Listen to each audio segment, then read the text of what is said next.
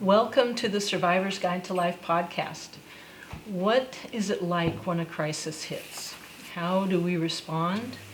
I think everyone is going through this experience right now, and even though the major crisis that we're all dealing with, the virus, didn't just hit, I think in some ways many people are still kind of stuck in that very first shocky place of what do we do?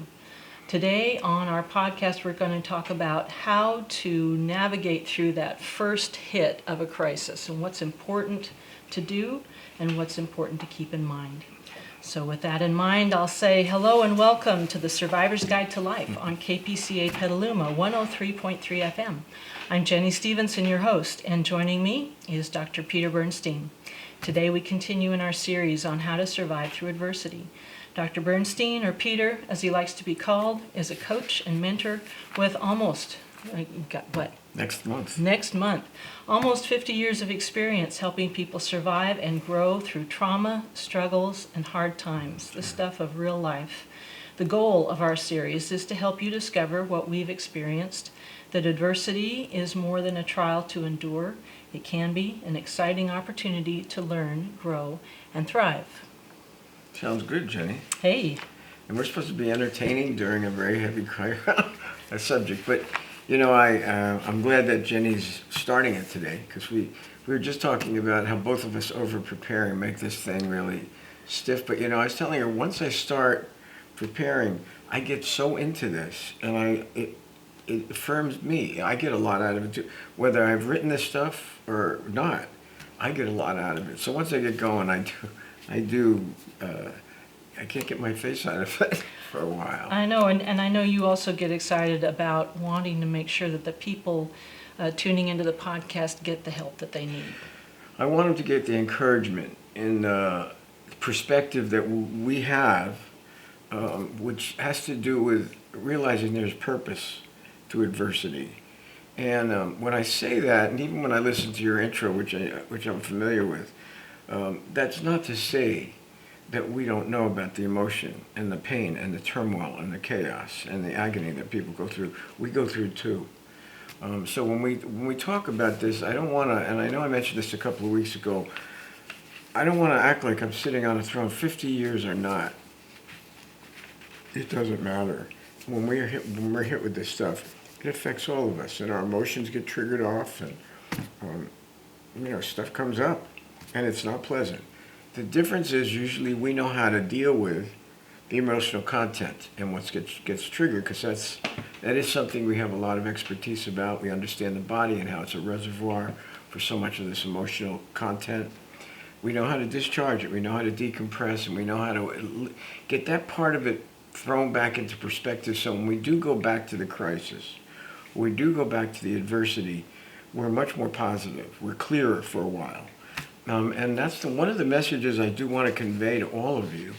And I've talked to a number of people this weekend that were really struggling, and it's amazing how many people are, not just from the COVID-19 crisis, for other things too. And I think people feel more comfortable sharing with me their deeper struggles. And boy, some of them I talked to this week are rough. But I understand that, right? I'm going through rough times myself and helping others too. So I do understand. And I don't want to come across as anyone who knows so much that I actually would appear arrogant or condescending. That's the last thing I want to do. And it's not honest anyway. If I did that, that would be a pretty dishonest approach. I am human too. No matter what my degrees are, no matter what my experience is, I'm just as human as you are. And if I can convey from my experience and the things that I've learned and been trained in to you, it may make your journey a lot better. In fact, I know that part of it is true. But I don't want to dismiss how difficult things can be and are right now for so many people. I look at adversity. We wrote a paper I was looking at years ago. When I read it, I said, this is prophetic. Mm-hmm. And it was called Adversity Meeting It Head On. And we've written this paper a number of years ago. And then I read it, and I'm thinking, my God, this was prophetic about what's happening now. It is. And one of the things we've been very convicted of is that there is purpose to adversity and struggle, and that people do come through it, and there is hope, even though you have a lot to go through.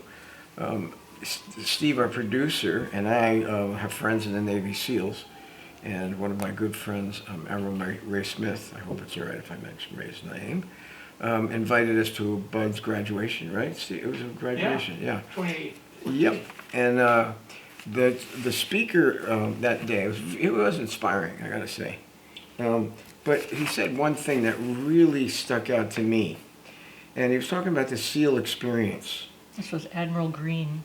That's right. Yeah, I didn't get to go with you guys, and How I did wish you I know? had, but you came home and told me about Admiral Green and his Wow. son. Yeah, Very good. yeah. Well, anyway. Wonder where he is now. Was it Admiral? Okay, I think we he know was a an number of admiral. people in command, I gotta say. I can't remember them all anymore. It's been a long time. But the speaker that day spoke about adversity. It's part of the SEAL experience. And he said, adversity, he said, introduces a man to himself. Now, remember, the SEALs are all male. But this is really not just male. No. This is any human being. Anyway, Adversity shows you who you really are and where you are. Honestly, the good and the bad, and that's your chance to really take get a real grip on yourself if you're honest. Navy SEALs, you got to be honest, or you're not going to make it. They're Right. they're put through such adversity, but of course they're going to be sent into terrible they're conditions. going to be called on to do Yeah, things. and they do. Yeah. I know some of them very well, and I got to be honest. The people we know are really fine people. Now I know there's others in there that aren't. They wouldn't be my friends, honestly. But the people we do know are very fine. Tough characters, boy, they're fine, decent people, and they do understand adversity. Yeah, they sure do. They do. So anyway, in this paper it says real life is full of adversity. Hardship and change are not just passing states, but a condition of life. And we can try to avoid these challenges, to run the other way, or we can choose to meet adversity head on. And I love that. Now, this paper has been written a number of years ago. Now, think about what we're dealing with What now. we're dealing with now. This stuff really hits home. And, we've been kind of involved with difficulties for a long time. That's a kind of a calling of our life, is to help people through trauma. And we specialize in trauma recovery. And, adversity has put us, because we've embraced it and helping others, it's put us in what we call, and we've mentioned it many times, an extraordinary reality, not the norm. And I don't think it's a calling for most people. I really don't, although I think there's great value in it. I know there is. But I'll tell you the truth, it's a tough one. First responders do it. Yeah. Cops do it, firefighters, doctors, nurses, the good ones. And I have friends that are excellent at that, doing beautiful work. But that's not for everybody, because it puts us through such changes that we either grow or burn out. It's that simple. And burnout is a road to agony before it happens. So we've learned how to cope, and yet when we hit the struggles now, or our own personal lives, they're still extremely painful. Yeah. And the difference is, we know we've got to deal with our emotions, and how our body's holding. We've got to learn we do know how in our work, how to decompress them. And that keeps us quite resilient. Like I said, I've been doing this work. I haven't been in my own private practice 50 years, but probably 46 years, 45 years. And here I still am. Now, I don't think most people have that kind of life, professional life in this kind of work. It's very confrontive and challenging, very painful and difficult, and yet here I am. And I'm not about to quit, that's for sure. But I was reading something, and I do like to get inspirational readings. And one of them caught me this morning. I was reading it to my wife. My wife's very ill. But every morning I make sure I read with her and get her ready for the day, and love on her a little bit and just let her know how much she means to me.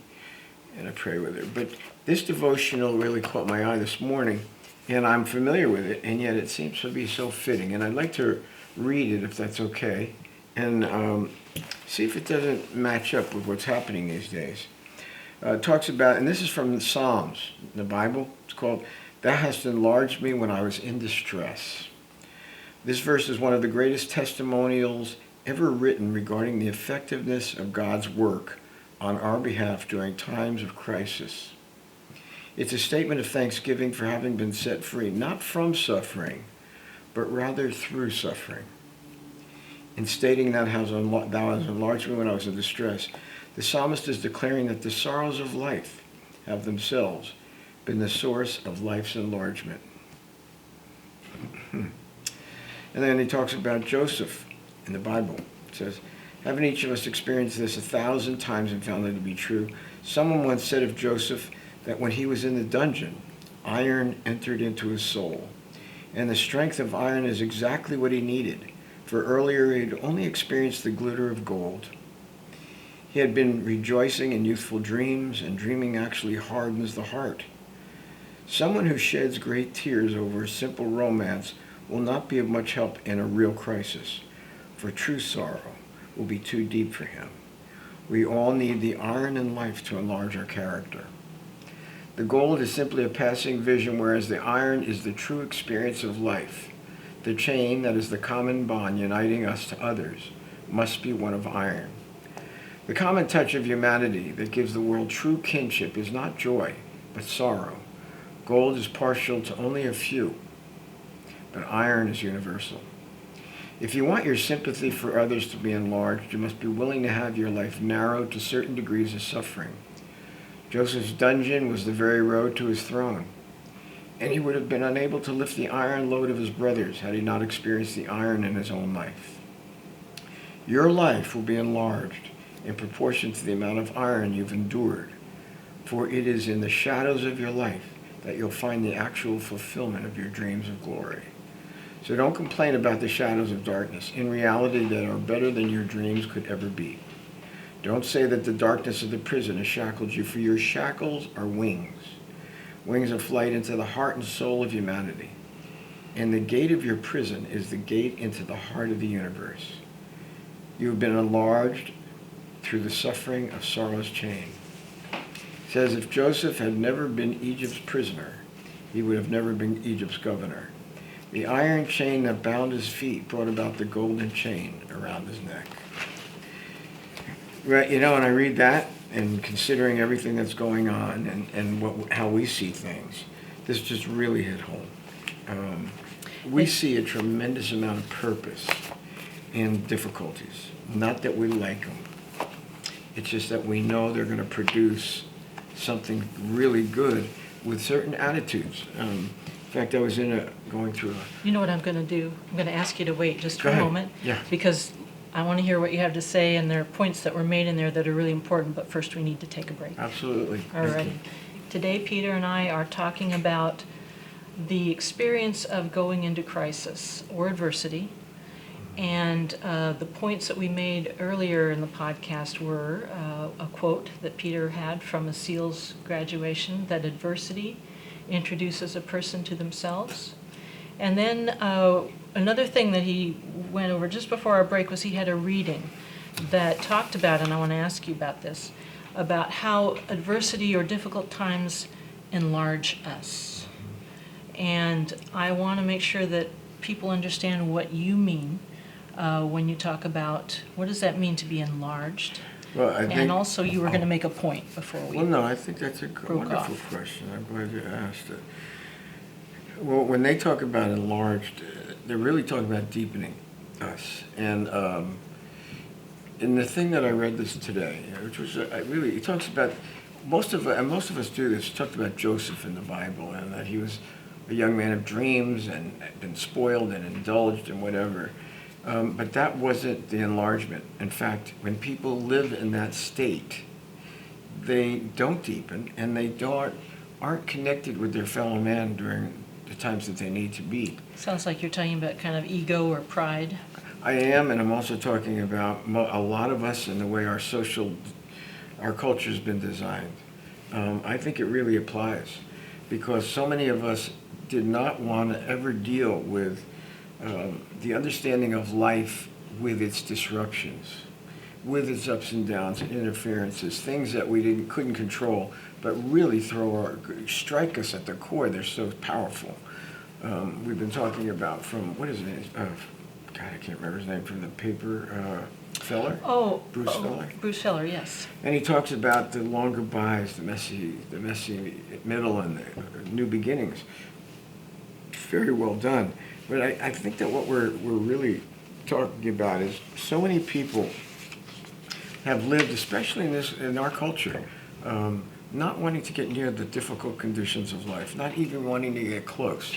And so we've been living on a formula of linear progressions of development.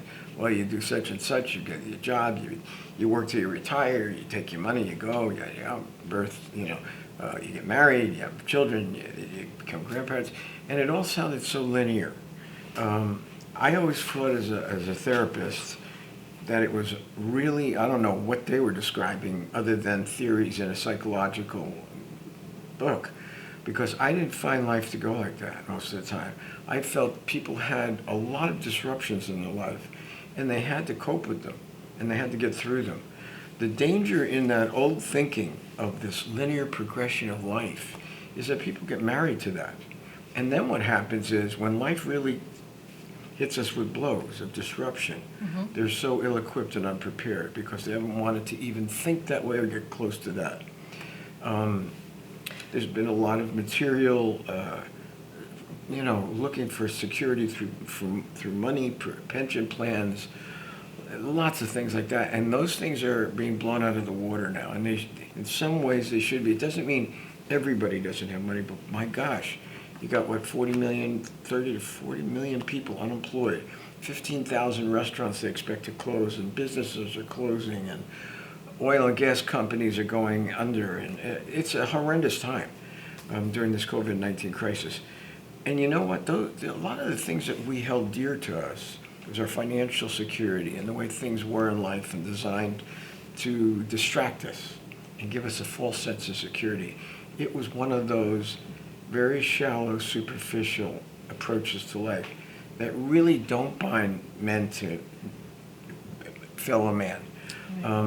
It never will, because when you live that way and then when things really hit, you're not equipped to even empathize because you've been living so removed from that.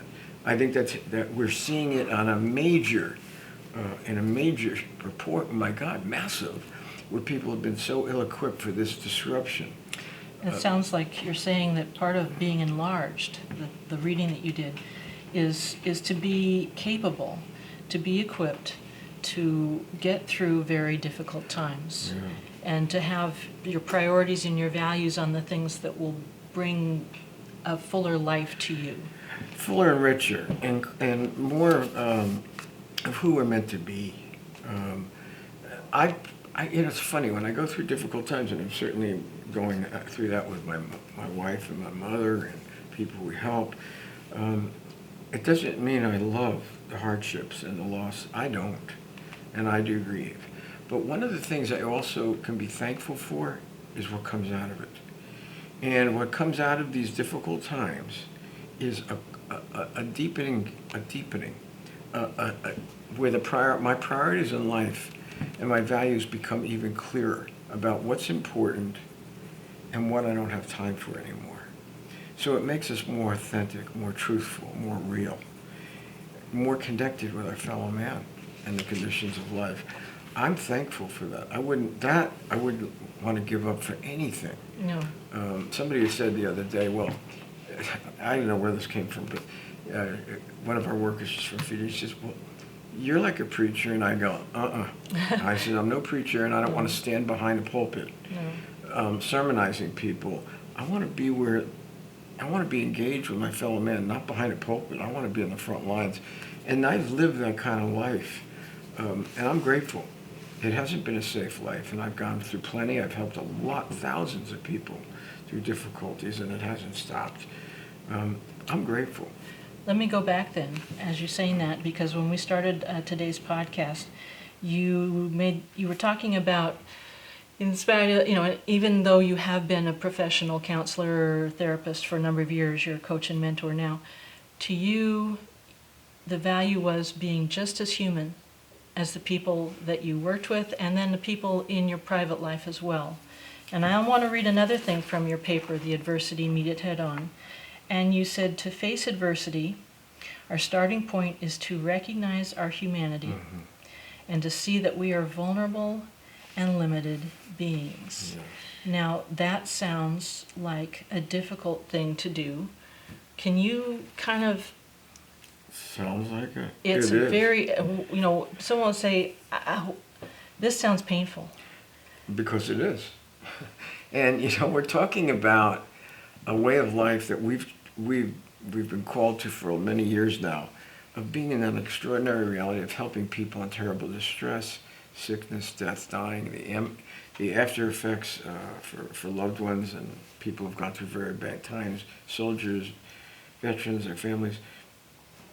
Let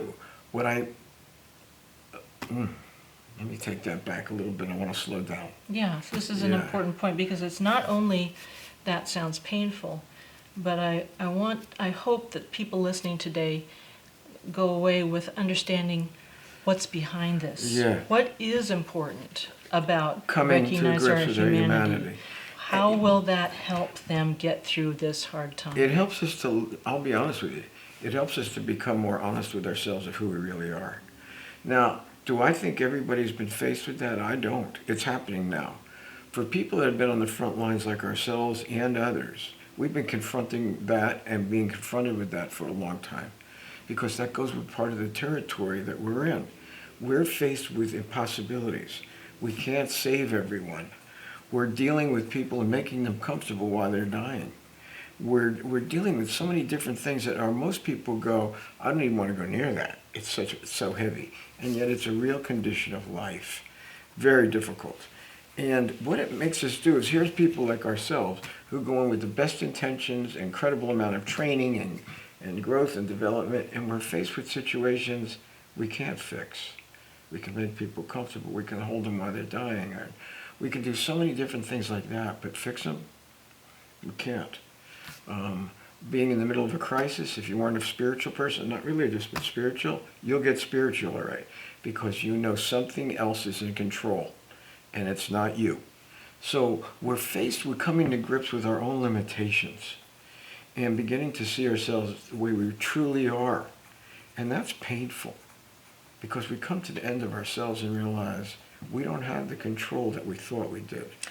So let me just for a moment say, suppose you head into a crisis and you're not willing to face this, and you think, I'll find a way to get this under control. I can handle this. I don't want to admit that I might not be able to handle this.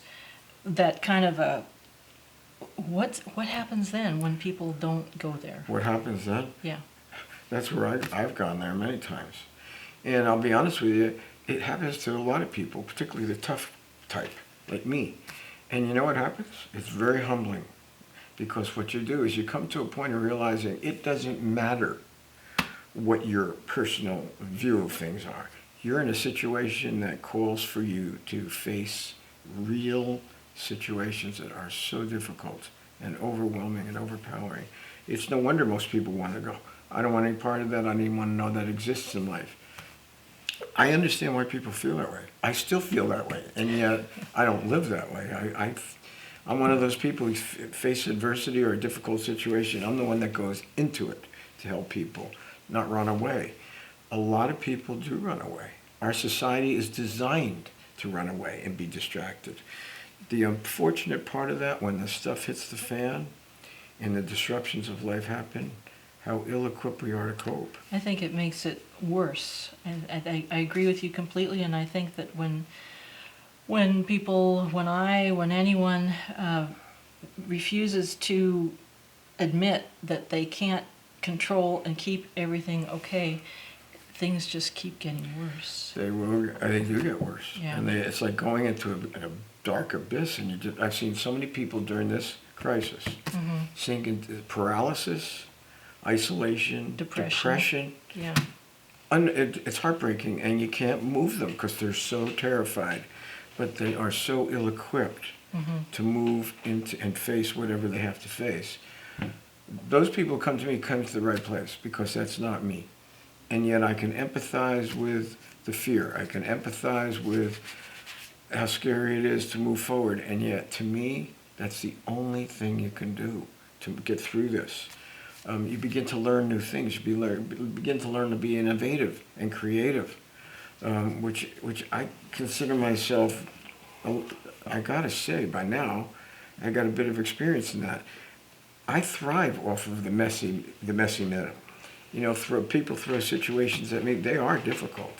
Not me. The folks that come to me, the situations they're facing.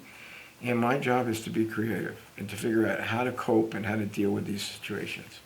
To teach people how to do that, I think to me it was a gift. I did have mentors. I did have people who coached me through and life experience before I became a psychotherapist. Now as a life coach specializing in trauma recovery. I'm glad to do it. And I at this point, the other part of it that I look at, and I want to put it out there, is there's one of the reasons that I've moved past all those years of being a psychotherapist. Certainly the Navy SEALs confronted us about the stigma of how that gets in the way of their feeling a connection without being labeled sick. Mm-hmm. And I agreed with them. When it finally hit me, I was in the same place they were, and I went, "You're right," and I could see how this would happen. And from that point, we took a different approach for quite a while of not stigmatizing, not making people feel they're mentally ill because they've gone through very difficult situations in life, and it's really made them go through some very difficult changes, and it's worked out a lot better. I can agree. I've been with you a number of years. I can't believe it's been like 15 years now. And I have seen you when a challenge comes up in the practice and it looks like it's time, maybe something could change. You have never been married to the beginning things. You've always been willing to take in something new. To adapt, to try, to listen, you don't have a real attachment to staying exactly the way you were trained. No. And that's been to your benefit. And I'm going to take a break now. Take another break. Yeah, it's time again. Peter and I are here today to talk about the very difficult time when a crisis hits. And it's not comfortable. In fact, it's very painful to face it and accept our own limitations. And I'm going to put you on the spot a little bit. The quote, again, that I read was, "To face adversity, our starting point is to recognize our humanity and see that we are vulnerable and limited beings." Now, you were talking this morning to someone who was recently hit by a situation that really kind of threw them, and through no fault of their own. This was someone in our staff meeting. And you wanted to give them some help. And you said, understandably, when this person had a problem happen with them, it had to do with their health. You said that they were thrown back on their old attitudes and behaviors that had worked in the past but are not working now and would lead to trouble. Now I'm thinking about, we've been talking about when adversity comes into someone's life and they accept it and they accept their limitations, or they resist and they don't want to go there. One of the things they could do is they could go back, like you said, on their old attitudes and behaviors and think, well, this worked in the past, I'm just going to do this again. And everything will probably turn out fine. What's wrong with that? A lot. Yeah, you must have been reading my mind. Oh, it's been 15 years. I'm starting to. No, before you opened it up, I was just thinking the same thing. We come to a place when we come to that end of ourselves. We do have a period of time where we got to reevaluate our strengths and our weaknesses, and it's a difficult time. We have seen, and I mean for some very well-equipped people, when they're tired and overwhelmed, just like any of us, and worn down, not burned out, but exhausted, right? I've seen people, and yes, the lady I love her, and she's a very well-equipped lady. Very capable. But she's tired. She's tired. And she's got hit with something pretty hard last week that surprised her. Thank God for now, it turned out it's okay. She's got a reprieve. Yeah. But eventually it's not going to go so well. Yeah. But interestingly, her reactions out of that were something that are not so good that we've seen other people do. No. And that was she fell back into old attitudes, old behaviors, old coping mechanisms that don't work anymore.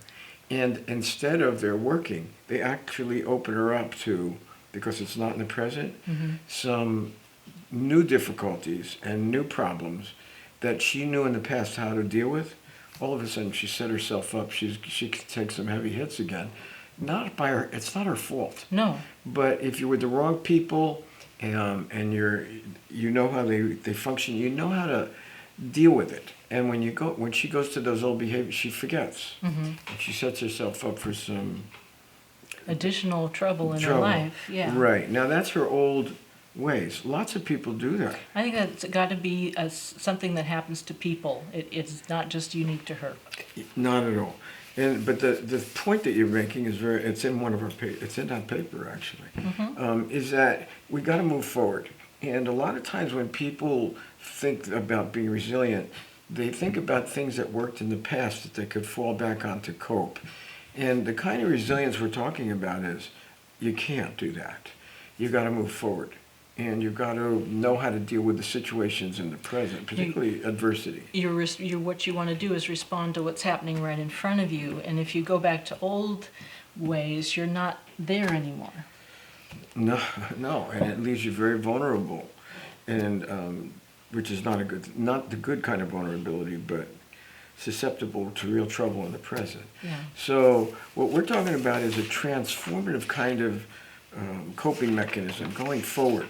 You got to go forward and build on what you've done in the past, but add to it new information, new kinds of abilities that will adjust. You will adjust to the present. So you're not going to be just your old coping mechanisms are not going to make anymore. But when you add the new information and you put that together, you get pretty creative, and then you have this transformative kind of coping and resilience that brings you right into the present. And it makes you a stronger, deeper person, more capable than you were before.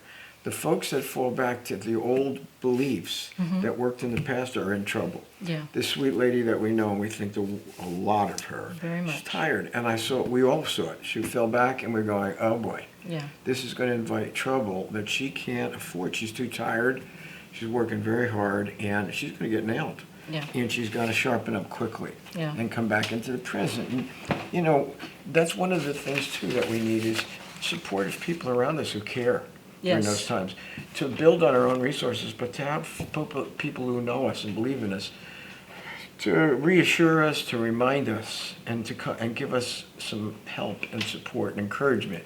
Those two things are really important for this new transformative direction. So let me stop you there for a moment, because you're talking right out of the paper, and I want to reiterate those things. And let me just read this, because it says, the willingness to learn involves being able to find the new information in our challenges and adding it to our previous experience to create a successful outcome in the present. And that's what you've been talking about, how you can't just fall back on the old things you knew.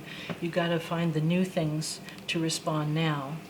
The second one is that hope and moving forward is built on our own inner resources combined with the encouragement of others. That's right. And I think our attitude and our approach is hopeful. And I'll be honest with you, it's real easy when things are very tough and difficult and challenging to feel hopeless and discouraged and despairing. Yes. That's our enemy right there. And that's when we go down.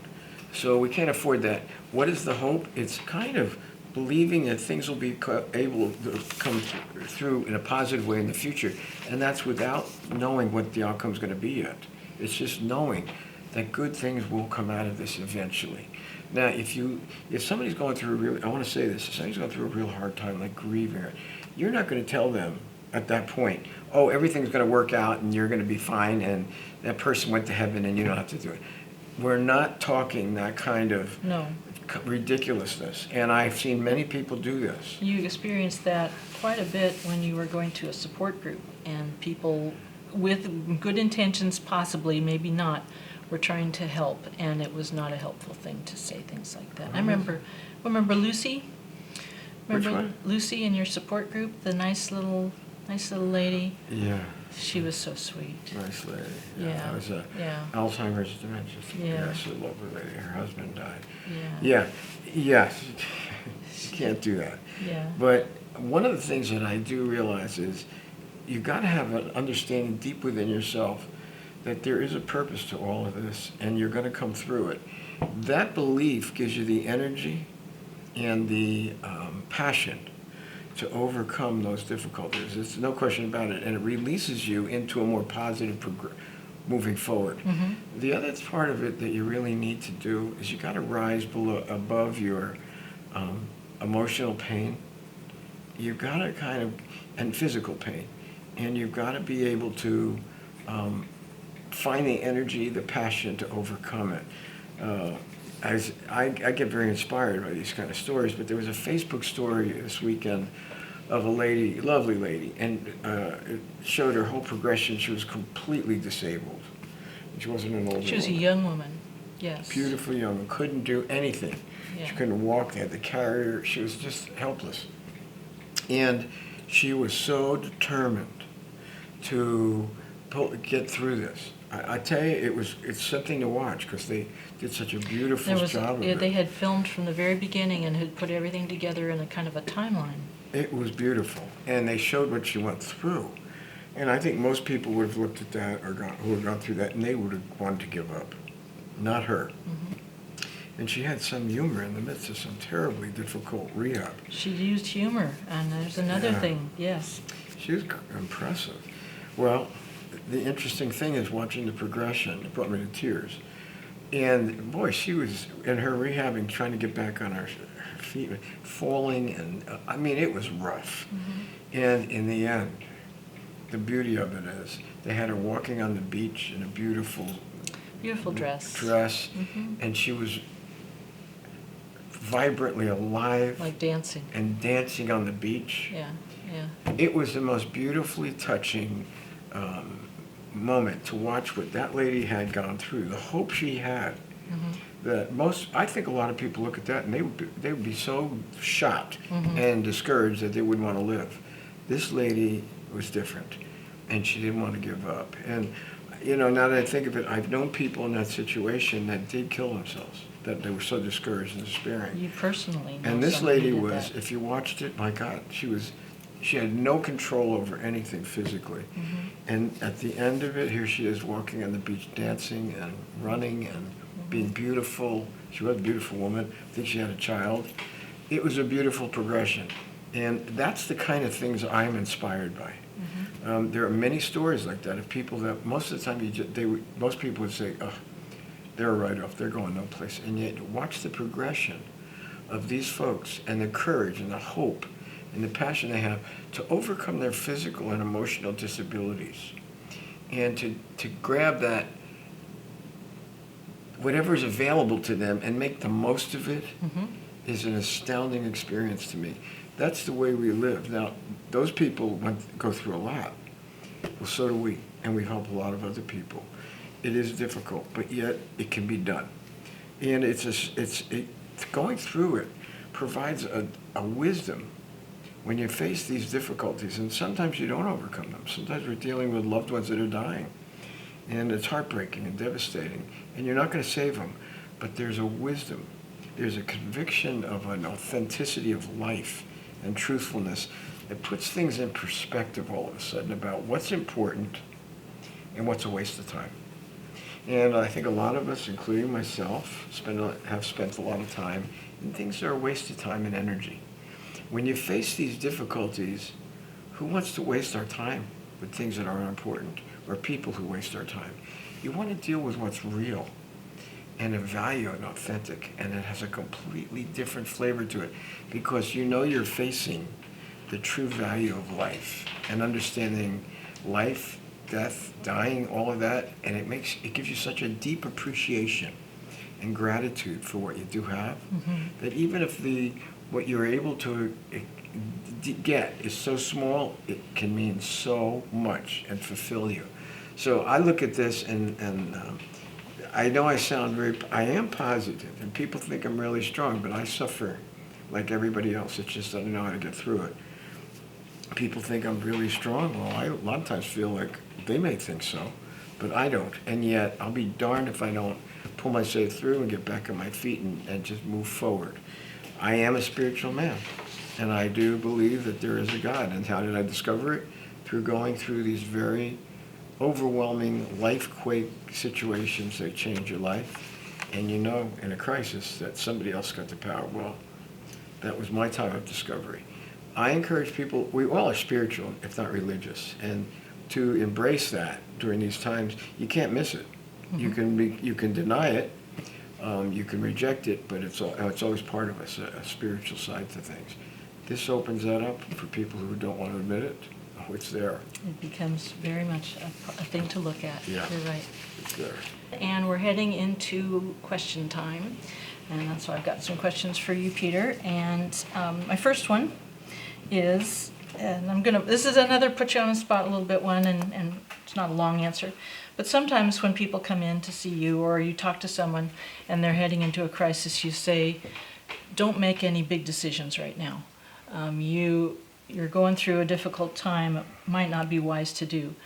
And then there are also, though, the fact that in a difficult time, you're going to need to act. You can't just get stuck.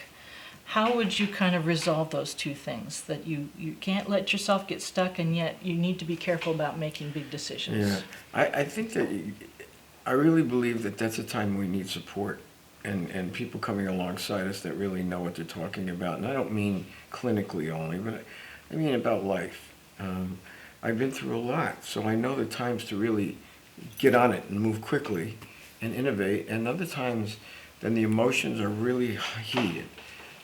Today we see a lot of people that are very fear-driven and making decisions that aren't good ones, and yet they are so afraid to not make the decision that instead of being really solid and thinking it through and understanding the implications of what they're doing, the fear is driving them. They're living with they're terrified that they're making decisions out of that. And I've seen that too many times lately.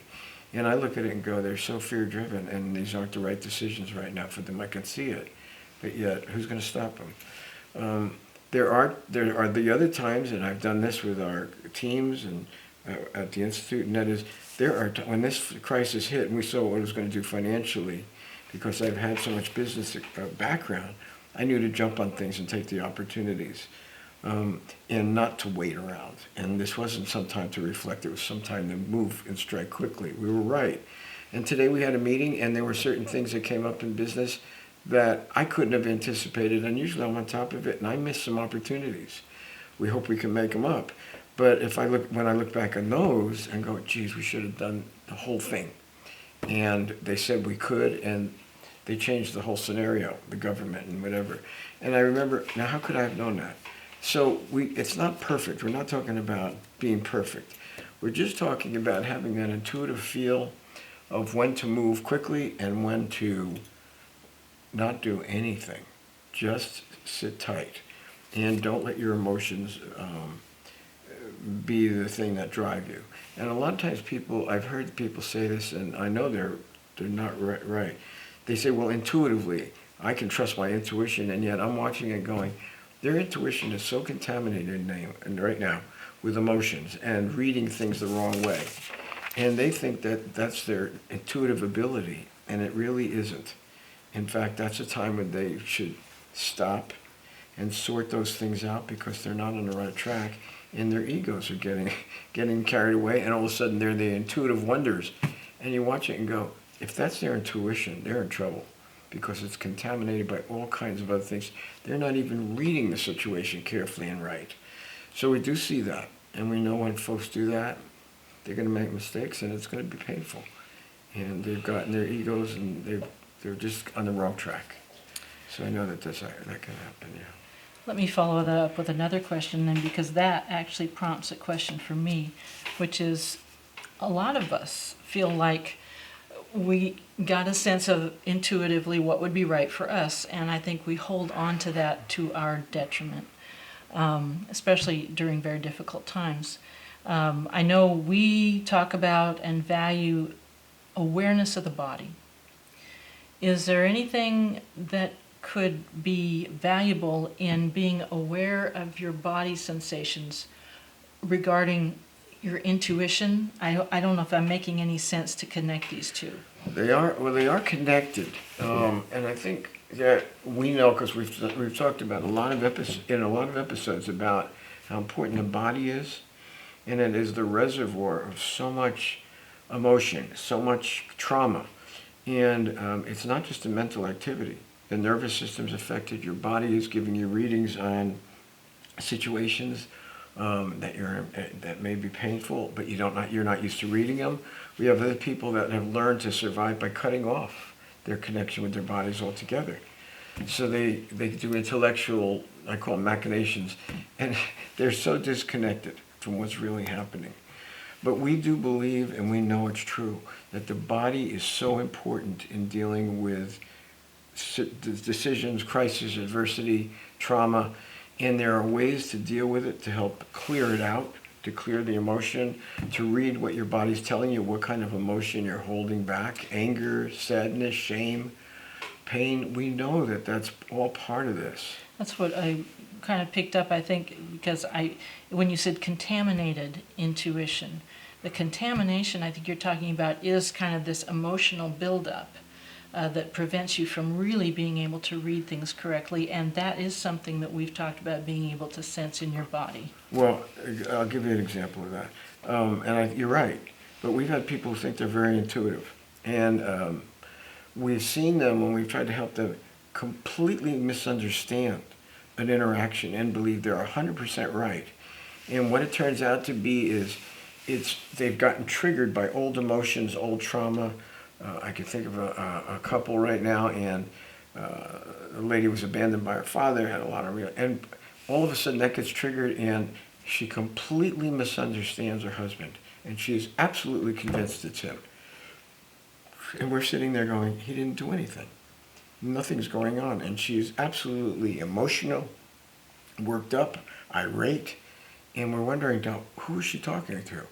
Well, what's happened is those emotions in her body, the anger, the pain, not from her husband, but from her father, got triggered off in some kind of interaction, and boom, takes over. She believes, she's absolutely convinced her intuitions are telling her it's her husband said this and he's being insensitive.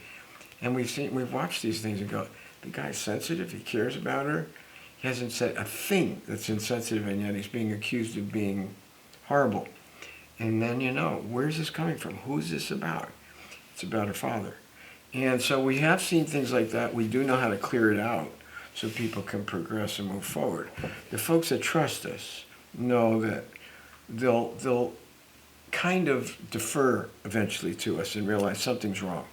Others attack us. I've been attacked many times and accused of being, and I'm going, now how did you get to me out of that? And when these folks are intuitively and emotionally reactive and their bodies are filled with this anger and rage, they get very accusatory and very angry. And you look at them and go, nobody's doing anything to you. But at one time, people did.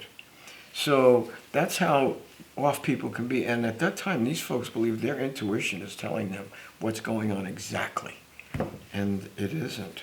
So we have seen how this contamination, and the body is a place you can get readings on your rage, the tight jaw, the fast heartbeat, the intensity, the adrenaline, the cortisol levels. It all sends physical messages through your body and telling you that something's been triggered, something's come up, and you're in a lot of pain. So we teach people how to read their bodies and how to understand, and then how to deal with it, to discharge it and decompress it, so they can get a clearer reading intuitively in the present without all of that stuff contaminating their perceptions. We feel it's real important. And we don't call it psychotherapy. We call it, you better learn to do this in real life. It's really important. Yeah. All right, my last question then.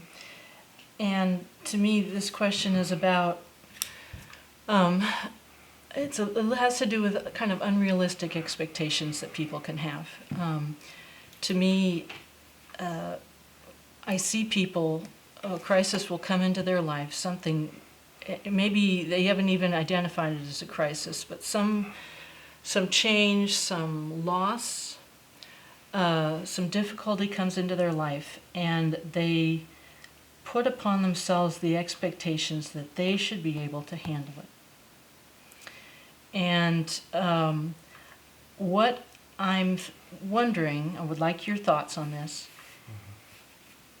Is a crisis something we cannot handle on our own? Sometimes. Yeah. Would accepting that help us? Yeah. I think there's a humility and a brokenness that comes out of it. Definitely. At other times, we don't need that, but boy, yes, you need both. And I think coming to a point of trusting somebody and knowing that you're off, knowing that you're overwhelmed or in pain or traumatized, you got to have some people around you that you can trust, in spite of how suspicious or distrustful you feel generally. And you got to be able to listen to them at those times, because they have a better understanding, and that you can't go it alone. I'm one of those people, I'll be honest with you, I'm one of those people that feels that many times I can handle it and I can go it alone, and I'm a tough guy. Well, the truth of the matter is, I also realize at this point how important support is, love and caring, and to have love and caring people around me. Now, I know that I'm the authority type person, not that I walk around acting like it, but I also know that there's people around me that have abilities and sensitivities and sensibilities that are better than mine. And for me to subordinate myself at that point in my ego and go, hey, these people have capabilities I don't, and right now I need to listen to them because I'm struggling, or I'm in pain, or I'm being overwhelmed, and I need to have their expertise. I need to have their support and love. They care about me. They love me. They're willing to empathize with me in a very authentic way. And of course, I'm going to listen to them too. At other times, no, I am a very strong guy, and I do get through things alone, but not all the time at all. Not at all the time. So I think we have to be able to hear other people at times. And in the middle of adversity and a crisis, if we go back, and this can happen, to old reactions and old responses and think that's going to hold us over, not a good idea. That's the time we need people to come alongside us and go, that's over. And you got to let go, and you got to move forward. And that's not going to ever be again like it was. And I know you're scared. I know you've been dependent on that, but it's not working anymore, and you've got to move forward. At those times, somebody who's struggling with that better have somebody they trust more than themselves, because they're going back to old coping mechanisms that don't fit anymore. Our time of crisis right now is filled with that, where folks cannot go back to the way things used to be. They will never be that way again, and on a grand level. So this is definitely one of those principles that is so darn important and relevant to today. Mm-hmm. Do I think a lot of good people are facing the same kind of well, you know they are. Conflict and challenge? I know they are. Yeah. And my heart goes out to them. I'll be honest with you. I see so many people struggling with that. I wish I could tell them it's going to be okay from the way it used to be. Mm-hmm. I could tell them it's going to be all right in the future.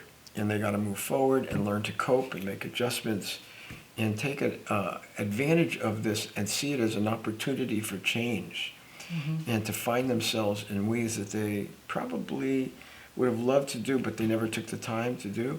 This is a good time for that kind of a reevaluation. That's the message that we want to give every time we have a podcast. Just that I couldn't say it any better than you just did. So I'm going to take a moment and remind people about the booklet that we have to send to anyone who asks us for it, The Survivor's Guide to Life. It's a little booklet that puts together some of Peter's principles for how to deal with very difficult times. Anyone who emails me gets a copy of this. I'm Jenny at BernsteinInstitute.com. So, the Survivor's Guide to Life is made possible through a grant from Sonoma Coast Trauma Treatment, a 501c3 public charity that relies entirely on donations.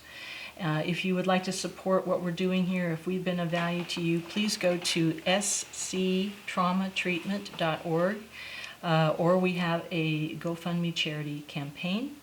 Our podcast is broadcast on all the podcast channels and available on our YouTube channel and videos. We are on Facebook and Instagram. Please like and share, and we would love to hear from you.